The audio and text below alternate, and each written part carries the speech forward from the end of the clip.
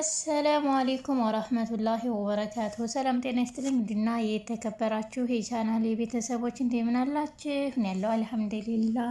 ለዚህ ቻናል አዲስ የሆናችሁ ሰብስክራይብ በማድረግ ቤተሰብ ሆኑ። እንዲሁም ነባሮቹ ሼር ላይክ እያደረጋችሁ አበረታቱኝ። ሼር ላይክ ለምታደርጉልኝም ምስጋናዬ ከልብ ነው። እንግዲህ ዛሬም በአዲስ ርዕስ ተመልሼ መጥቻለሁኝ። ቪዲዮዬን በላይክ ጀምሩት። የዛሬው የህይወት መንገድ ክፍል 43 ይዤላችሁ መጥቻለሁ። እስከ መጨረሻው ድረስ አብራችሁኝ ሆኑ። ህይወት እንግዲህ በስተመጨረሻ ቤተሰቦቿን አግኝታለች ማለት ነው። የሰፈሯን ልጅ አብሮ አደጓን የቃቃ ባሏን አገኘች። በዛ ቤት የገባው ሚኪ አብሮ አደጓ መሆኑን አረጋግጦ አቅፎ ወይኔ ወይኔ በቃ እያለ እያጽናናት ነበረ። ደስታውን እየገለጸ ነበረ ማለት ነው። እንግዲህ ህይወ ቤተሰቦቿ እነ ዳዊት መሆናቸውን አረጋገጠች። ዳዊትና ሄሮት ተጨቃጭቀው ወረቀቱን አልሰጥህም ካለችውም በኋላ እንግዲህ ሄሮት ተናዳ በሩን ከፍታ ስትወጣ እዛ ቤት የመጣው እንግዳ ሚኪ በሩን ከፍቶ ወደ ውጭ ሲገባ መንገድ ላይ ተገናኙ። ቆይ እዚህ ቤት ምንድን ነው ችግሩ? ከመጣሁ ጀምሮ ጭቅጭቅ ነው የምሰማው። ምንድን ነው ነገሩ? ምን እያደረጋችሁ ነው ብሎ ዳዊትን ሲጠይቀው እባክህ ግትር ናት ልጅቷ፣ እምላትን ነገር በጭራሽ አትሰማኝም። እሷ ያለችው ብቻ ነው ይሁን የምትለው። እናም በጣም እያበሳጨችኝ ነው ብሎ ነገረው። ምንድን ነው ጥፊ፣ ጭቅጭቅ፣ ማለቃቀስ፣ መጨቃጨቅ ምንድን ነው? ምን እያደረጋችሁ ነው? ምንም እንዲሆነ ምንም እየገባኝ አይደለም። ምንድን ነው እዚህ ቤት እየተካሄደ ያለው ብሎ ልጁ ዳዊትን ሲጠይቀውም እስኪ እባክህ ተወኝ፣ ለራሴ ተቃጥያለሁኝ ተወኝ እስኪ አለው። ህይወት ኩሽና ሽንኩርት እየከተፈች ሚኪ መጥቶ እኔ የምልሽ ህይወት አሞሻል አይደለም እንዴ? አሁን እኮ ስራ የምትሰሪበት ጉልበት የለሽም፣ አሞሻል፣ ደክሞሻል፣ ለምን አታርፊም አላት። እሷም አይ አሁን እንኳ የኩሽና ስራ የምሰራበት ጉልበት አላጣም፣ በቃ ጉልበት አለኝ አለችው። ቢላውን ተቀብሎ አምጪ እስኪ እኔ ላግዝሽ ብሎ ሽንኩርቱ ሊከትፍላት ሲል አይ አንተን እንኳን አላደክምህም በጣም ይቅርታ ስትለው እሱም አይ እኔ እኮ ለእናቴ እሰራላታለሁ ሙያ የለውም ብለሽ ንቀሽ ነው እንዴ አልና ሽንኩርቱን ተቀበላት። እሱም ሽንኩርቱን ተቀብሎ ዲቅቅ አድርጎ እንደ ሴት ሲከትፈው አይታ በጣም ተገረመችና ህይወት ወው አንተማ በጣም ጎበዝ ነህ አለችውና አደነቀችው። ኧረ እባክሽ ሽንኩርት በመክተፍ ብቻ ልታልፊኝ የምሰራውን ዶሮ ባየሽ አለ። ኧረ እባክህ ዶሮ ትሰራለህ ማለት ነው? በጣም ባለሙያ ነህ ማለት ነው አለችው። ግን በጣም አስገርመኛል። በነገራችን ላይ ወንዶች እኮ ብዙ ጊዜ ዶሮ መስራት አይችሉም አለችው። ሚኪና ህይወት እንደዚሁ እያሉ እያወሩ እየተጫወቱ ፈገግ እየተባባሉ ሳለ ዳዊትና ሳሚ ተውጭ መጡና በሩ ላይ ቆመው መመልከት ጀመሩ። ከዛም እንግዲህ ሁለቱም በቅናት ተንጨረጨሩ። እኔ ምልህ ዳዊት እኔን ሳይሆን አሁን ይሄን ልጅ በደንብ ፍራ፣ እነጅቷን እኮ እያማለላት ነው፣ ይዟት ይጠፋል ብዬ በጣም አስቤልሃለሁ፣ ስለዚህ በደንብ ፍራው አለው። ከዛንም ዳዊት ህይወት እኔ ወደዛ አንዴ ማውራሽ አለ ብሎ ወደ ጎን ይዟት ከመጣ በኋላ ምንድን ነው ዳዊት የሆነ ነገር አለ ምን ተፈጥሮ ነው ብላ ስትጠይቀው እኔ የምልሽ ለምንድን ነው ከዚህ ቤት አልወጣም ብለሽ ድርቅ የምትይው? ሳሚ ትናንትና ከዚህ ቤት ውጪ ህይወትሽ አደጋ ላይ ነው ብሎ ጠይቆሽ አልነበር እንዴ? ለምንድን ነው አልወጣም የምትይው ብሎ ስጠይቃት እኔ የምልህ ዳዊት እኔ ከዚህ ቤት መውጣት አልችልም፣ አልወጣም፣ በቃ ሳራን በድያታለሁኝ፣ ባሏን አማግጬባታለሁ፣ እሷን ይቅርታ ሳልጠይቅና የሳሮን ይቅርታ ሳላገኝ ከዚህ ቤት ንክቻ አልወጣም አለችው። ከዛም አሁን ይህን የማወራበት ትክክለኛው ሰዓት አይደለም፣ ስለዚህ ሌላ ጊዜ እንገናኝና በደንብ እናወራበታለን ብላ ተመልሳ ወደ ሚኪ ጋር መጣች። ህይወትም ወደ ጓሮ ወጣ ብላ ብቻዋን ተክዝ ብላ ተቀምጣ ሳለች ሄሮት መጣ።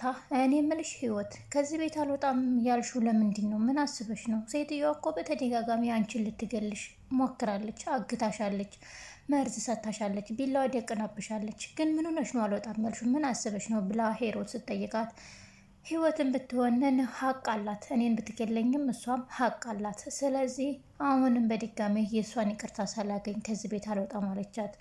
ህይወት አንቺ እኮ አላወሻትም፣ አልተረዳሻትም፣ ሴትዮዋ እኮ በጣም ጭራቅ ናት ስትላት በእኔ የተነሳ እህትሽን ጭራቅ ልታያትም ሴትዮ ልታያትም አልፈልግም አለች።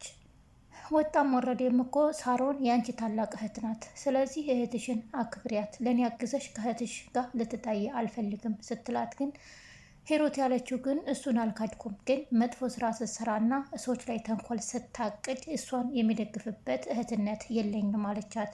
ሂሩት በጣም ጀግናና አስተዋይ ቆራጥ ሴት ናት።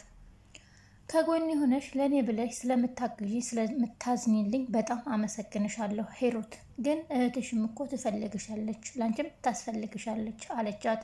ሂሩትም ህይወት በቃ ነገርኩሽ፣ ሞኝ አትሁኚ፣ ከዚህ በላይ አትጎጂ፣ ከዚህ በላይ ለምንድን ነው ሰዎች እንዲጫወቱብሽ የምትፈቅጅላቸው አለቻት። እኔና ሳሚ የእጃችንን ነው ያገኘ ነው። ስለዚህ ሳሮን ምንም ያጠፋችው ነገር የለም። ጥፋቱ ያጠፋ ነው እኔና ሳሚ እንጂ ሳሮን አይደለችም።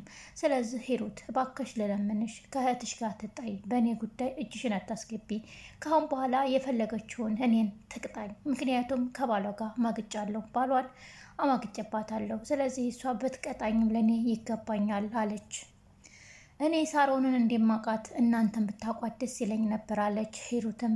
ህይወትም እንደ ማንኛውም ሰው ታጠፋለች፣ እንደ ማንኛውም ሰው ይቅርታ ትጠይቃለች። ሳሮን መልአክ አይደለች፣ እንደ ማንኛውም ሰው ናት አይደል ብላ ኢቫስ ብሎ ለሳሮን መከራከር ጀምራለች። ህይወት በጣም አስገርማሽኛል ህይወት፣ ጭራሽ ኢቫስ ብሎ ለሳሮን እየተከራከርሽ ነው እንዴ?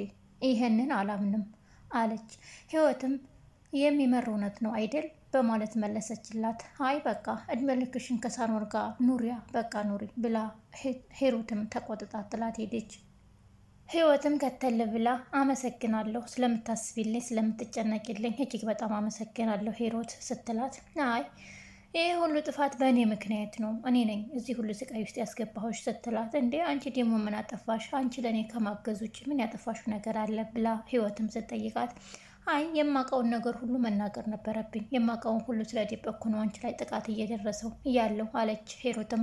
ሂሩት እንግዲህ የማውቀውን ነገር መናገር ነበረብኝ አለችው። ህይወት የነ ዳዊት እህት መሆኗን በደንብ ታውቃለች። እናም እንግዲህ ሂሩት እዚህ ቤት የገባችበት ዓላማ የሳሮንን ወንጀል ማጋለጥ ነው። በዚህ ውስጥ ግን ህይወት በጣም ተጎዳች። አሁንም በድጋሚ ህይወት በሀሳብ ተውጣ በተቀመጠችበት በር ላይ ሚኪ መጥቶ ከጎኗ ቁጭ ብሎ፣ እኔ የምልሽ ህይወት ግን ከነ ሳሮን ጋር ያለሽበት ነገር በጣም ደስ አላለኝም። ንዝንዝ፣ ጭቅጭቅ፣ ጩኸቱ ይበዛበታል አይደል? ምንድን ነው ነገሩ ብሎ ሲጠይቃት፣ አይ ያን ያክል ከባድ አይደለም ብላ መለሰችለት። ጥፋት አጥፍቼ ነው በራሴ ጥፋት ነው እየተቀጣሁ ያለሁት ስትለው፣ እንዴ ጥፋትሽን ታምኛለሽ እንዴ በማለት ጠየቃት። እንዲያው ታጠፋሁን በጥፋት ያምናለሁ አለችው። አይ እንደዚህ አይነት ሰው አጋጥሞኝ ስለማያውቅ ነው። ምክንያቱም ጥፋት አጥፍቶ ከጥፋቱ ለማምለጥ ነው የሚጥረው ብዙ ሰው፣ ግን እንደዚህ ሀቁን አውጥቶ እኔ ጥፋት አጥፍቻለሁ በጥፋት መቀጣት አለብኝ የሚል ሰው አይቼ ስለማላውቅ ነው ብሎ ተገረመባት።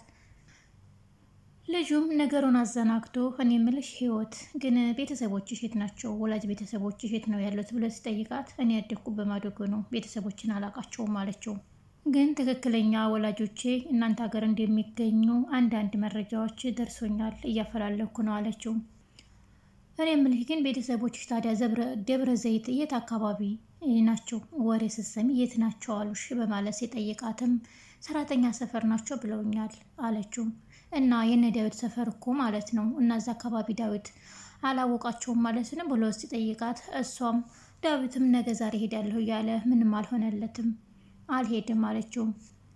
ግን አንቺ የልጅነት ጊዜሽን ምንም አታስታውሽም? ሰፈሩንም ሰዎቹንም ሙሉ ለሙሉ ረስተሻቸዋል ማለት ነው ብሎ ሲጠይቃትም፣ አይ ባለፈው ግን ስለ ልጅነት ባል ስታወሩ እኔም አንድ የልጅነት ባል የቃቃ ባል የነበረኝ በማለት ነገረችው።